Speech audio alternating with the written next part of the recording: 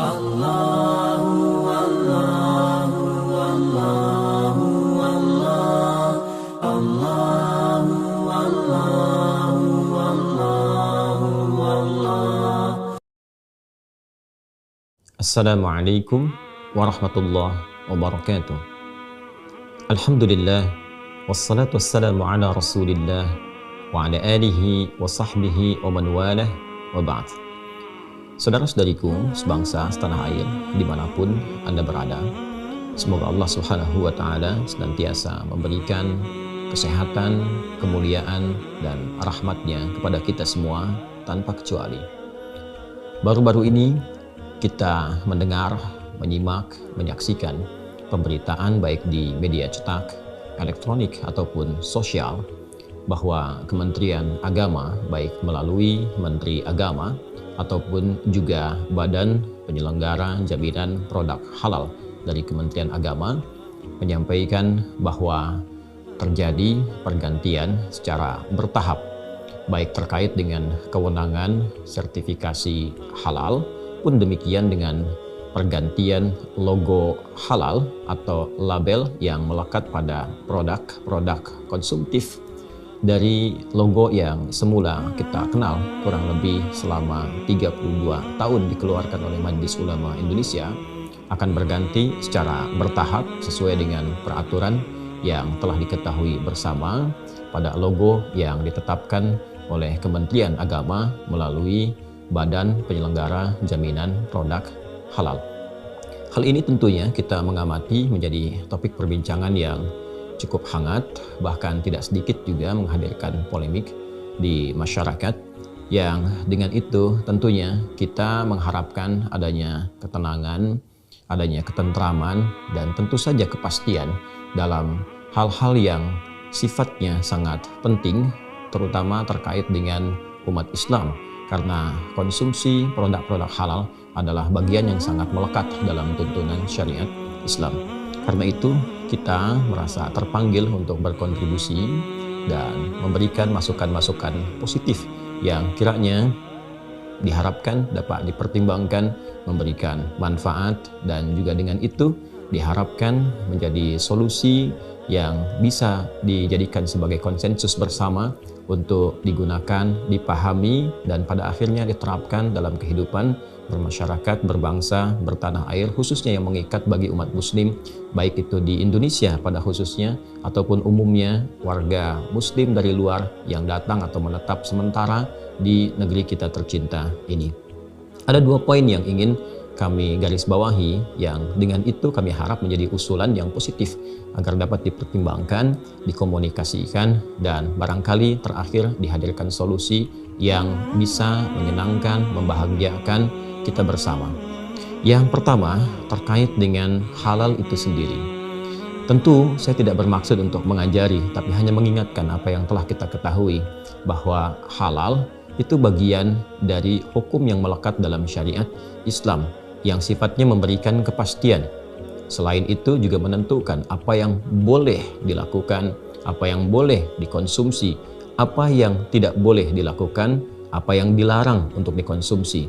Maka ketika Allah Subhanahu wa Ta'ala ataupun juga dijelaskan oleh Nabi Sallallahu Alaihi Wasallam dalam hadis-hadis beliau, dan Allah menegaskan dalam Al-Quran hal-hal yang terkait dengan sifat-sifat kebolehan yang diikat oleh hukum syariat berupa halal itu sifatnya mesti jelas.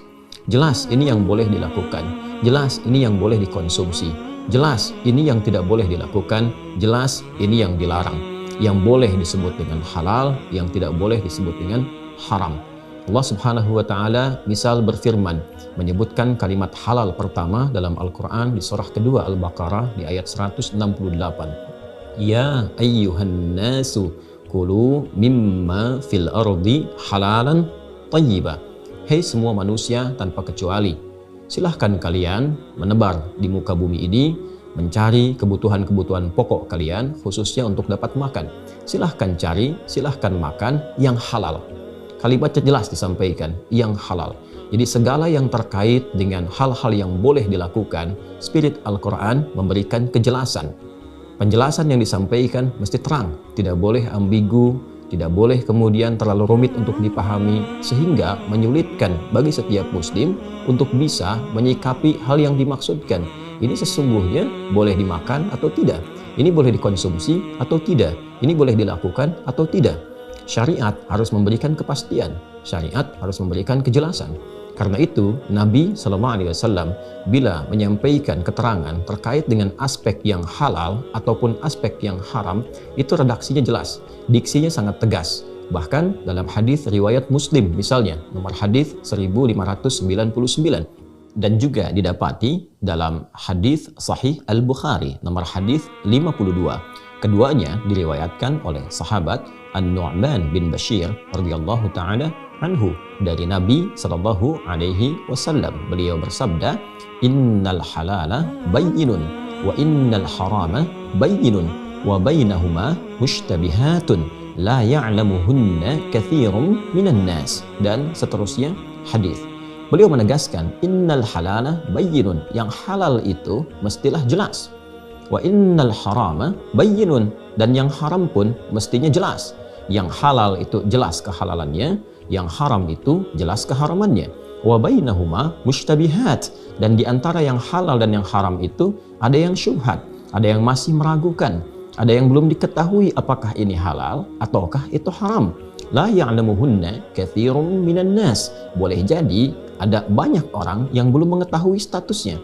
Karena itu, karena belum diketahui, maka orang-orang yang tahu mesti memberikan penjelasan, mesti memberikan keterangan. Terangkan kepada yang belum tahu bahwa ini statusnya halal. Terangkan pada orang yang belum mengerti bahwa ini statusnya haram. Antara halal dan haram itu mesti jelas. Karena itu, dalam syariat tidak boleh ada yang bersifat ambigu jika terkait dengan aspek halal dan haram, karena dampaknya begitu besar. Mengonsumsi yang haram itu selain melahirkan dosa, bisa menghambat doa. Sebagaimana Nabi SAW pernah mengisahkan seorang lelaki, ثُمَّ ذَكَرَ الرَّجُلَ يُطِيلُ السَّفَرَ أَشْعَثَ أَغْبَرَ يَمُدُّ يَدَيْهِ إِلَى السَّمَاءِ فَيَقُولُ يَا رَبِّ يَا رَبِّ فَيَقُولُ النَّبِيُّ صلى الله عليه وسلم أَنَّ يُسْتَجَابُ لِذَلِكَ فَمَطْعَمُهُ حَرَامٌ وَمَشْرَبُهُ حَرَامٌ وَمَلْبَسُهُ حَرَامٌ وَغُذِّيَ بِحَرَامٍ.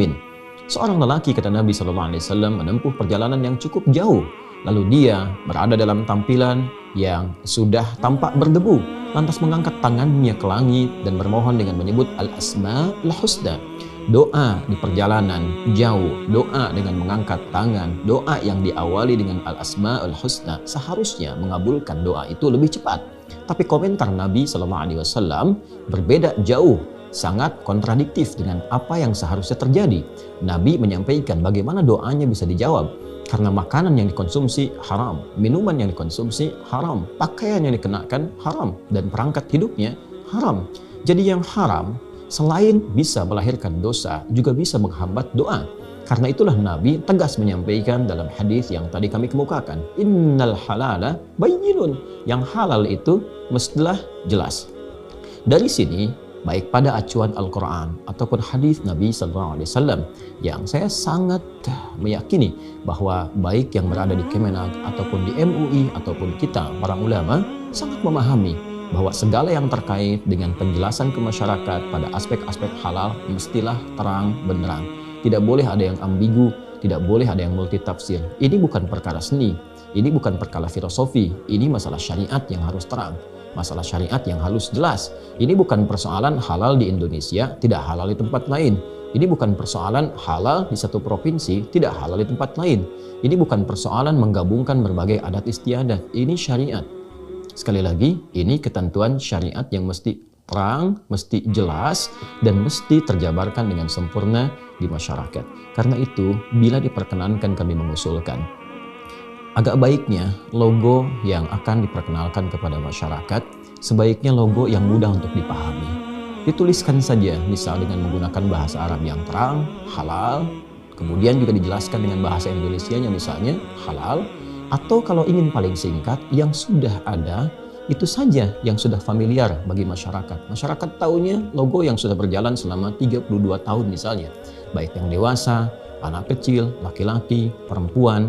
Kalaupun ada kemudian peralihan kewenangan kepada badan penyelenggara jaminan produk halal, Boleh jadi yang sudah ada sekarang tinggal merubah saja namanya dari Majelis Ulama Indonesia menjadi Badan Penyelenggara Jaminan Produk Halal, misalnya Kemenag Republik Indonesia.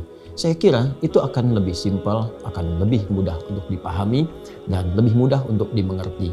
Tujuan akhirnya adalah masyarakat mendapati kepastian, bukan tafsiran, bukan kebingungan, apalagi harus memikirkan tentang filosofi yang cukup rumit, yang dengan itu bergeser dari tujuan utamanya memberikan kejelasan pada aspek yang boleh atau tidak boleh dilakukan, ataupun juga boleh atau tidak boleh dikonsumsi. Ini bagian yang pertama.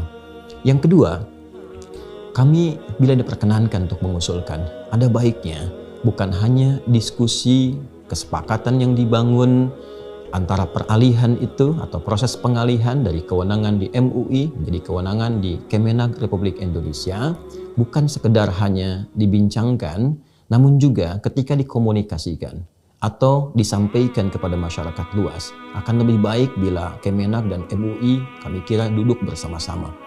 Lalu dari situ menyampaikan misalnya konvensi pers kepada masyarakat Indonesia, khususnya kepada masyarakat Muslim di negara kesatuan Indonesia. Bila terlihat Kemenag dengan MUI bisa duduk bersama-sama, kemudian juga kesepakatan dibangun bersama-sama, diterangkan kepada masyarakat, ini loh, ada MUI-nya, ada ulamanya, ada pakarnya, di Kemenag juga demikian, ada yang punya otoritasnya, bila pun itu kemudian harus beralih, maka dengan itu semua masyarakat pun merasakan ketenangan. Dan juga tidak dimungkinkan atau menutup celah-celah adanya polemik yang saling kemudian menyangkal, saling mengoreksi. Kemenag menyampaikan satu informasi, dari pihak MUI ada yang kemudian memberikan kritik-kritik atau masukan-masukan, atau mungkin juga barangkali koreksi-koreksi, atau barangkali hal-hal tertentu yang bisa melengkapi. Ada baiknya ini semua dibangun sebelum dipublikasikan. Kemudian tercipta satu kesepakatan bersama. Toh ini untuk umat, bukan persoalan antara Kemenag dengan MUI. Ini yang paling penting, masyarakat memiliki kejelasan, masyarakat memiliki ketenangan, dan hadir kedamaian dalam kehidupan berbangsa dan bernegara. Saya kira cara komunikasi yang efektif itu sangat baik untuk bisa dihadirkan, dan ini bukan perkara yang seharusnya sulit untuk dilakukan. Ini adalah hal yang kiranya mudah untuk dijalankan jikalau memang semua stakeholder terkait memiliki visi yang sama, misi yang sama, dan saya kira insya Allah tujuan seluruhnya baik sepanjang kita mengharapkan hal-hal yang positif bagi kehidupan berbangsa, bernegara, dan tentunya mendapatkan ridha Allah Subhanahu wa Ta'ala. Saya bermohon pada Allah, semoga Allah Subhanahu wa Ta'ala memberikan kelembutan pada hati kita, membimbing kita pada jalan yang terbaik, yang benar, yang mencerahkan, dan memberikan ridha-Nya pada kehidupan berbangsa, bernegara di negara kesatuan Republik Indonesia. Mohon berkenan dengan masukan yang saya sampaikan, tidak bermaksud untuk menyinggung, menepikan, atau bahkan menambah barangkali polemik yang terjadi, tapi lebih untuk bisa mengusulkan satu solusi yang kiranya bisa menenteramkan, mencerahkan, dan demi kebermajuan kehidupan masyarakat kita. Demikian, sekali lagi mohon maaf, terima kasih. Assalamualaikum warahmatullahi wabarakatuh.